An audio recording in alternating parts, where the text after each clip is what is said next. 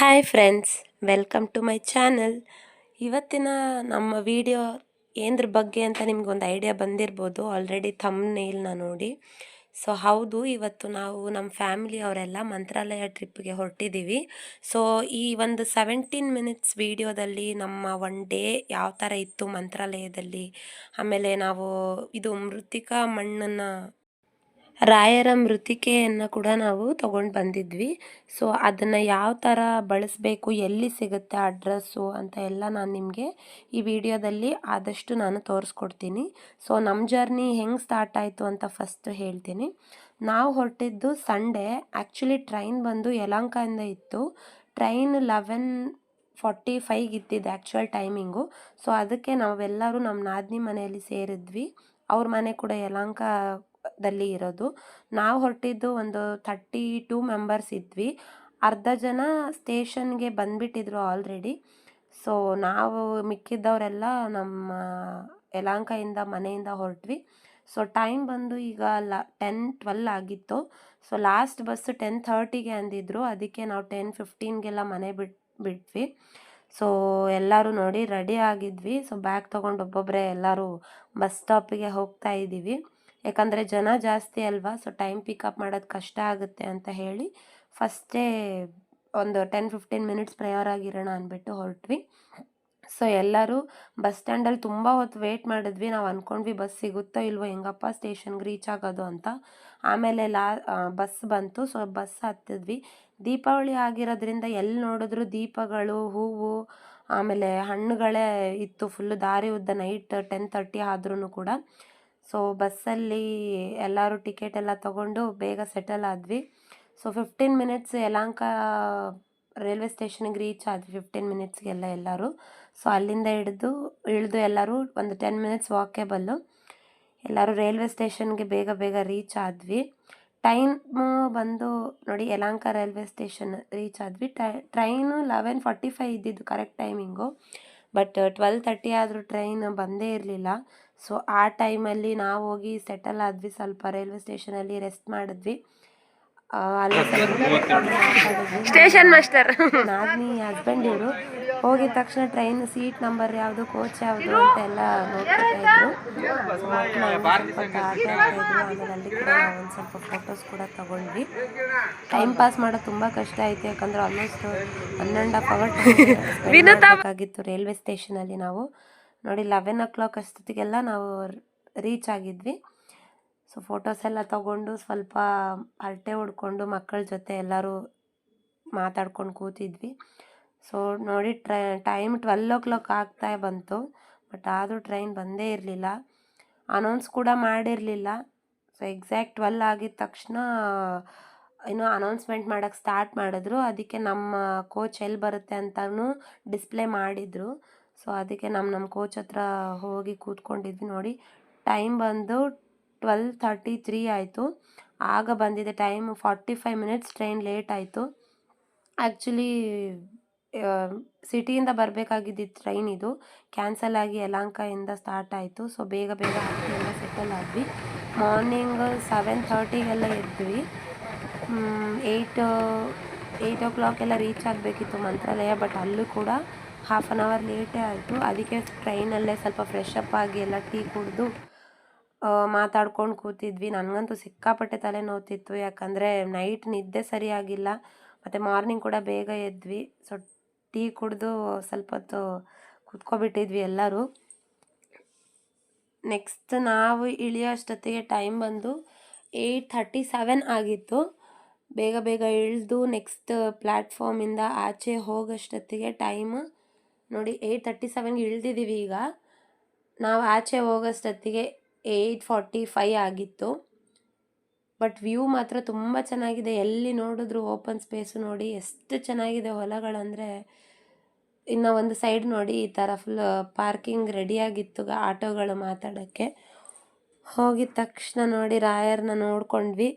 Mantralayam road ಇಳಿದು ಅಲ್ಲಿ ಒಂದು ವಿತಿನ್ 2 ಮಿನಿಟ್ಸ್ ಗಾಡಿ ಮಾತಾಡಿದ್ವಿ. ನಾವು ಜನ ಜಾಸ್ತಿ ಇದ್ದು ನೋಡಿ 32 ಮೆಂಬರ್ಸ್ ಇದ್ದಿದ್ದರಿಂದ 2 TT ಮಾಡಿದ್ವಿ.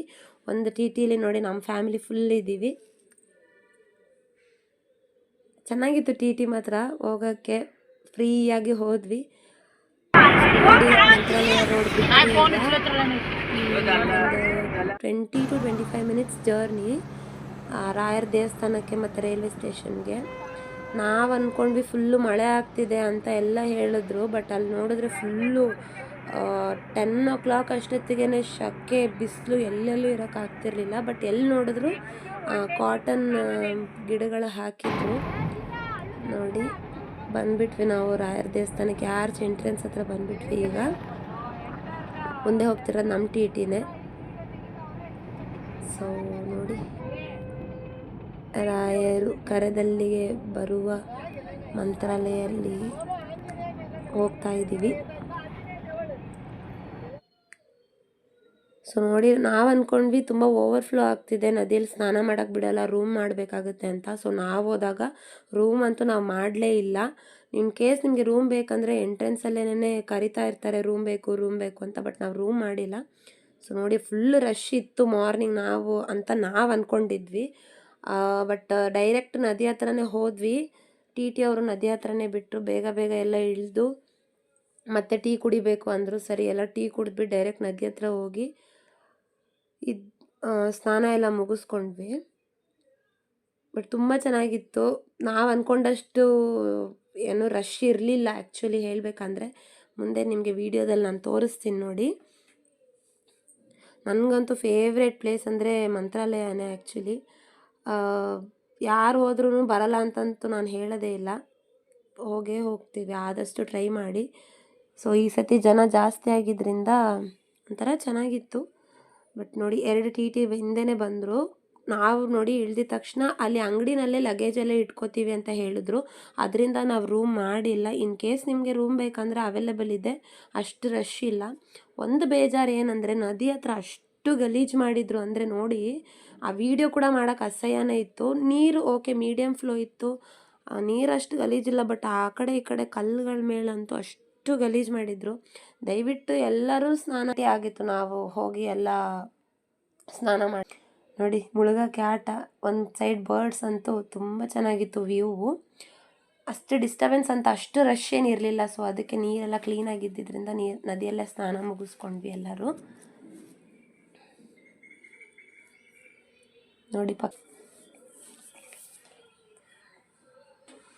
ಸೊ ನನ್ನ ಒಪಿನಿಯನ್ ಕೇಳಿದ್ರೆ ರೂಮ್ ಎಲ್ಲ ನಾಮ ಇಟ್ಕೊಂಡು ಸೊ ದರ್ಶನಕ್ಕೆ ನಾವು ಎಲ್ಲ ರೆಡಿ ಆದ್ವಿ ವಿತಿನ್ ಒಂದು 45 minutes.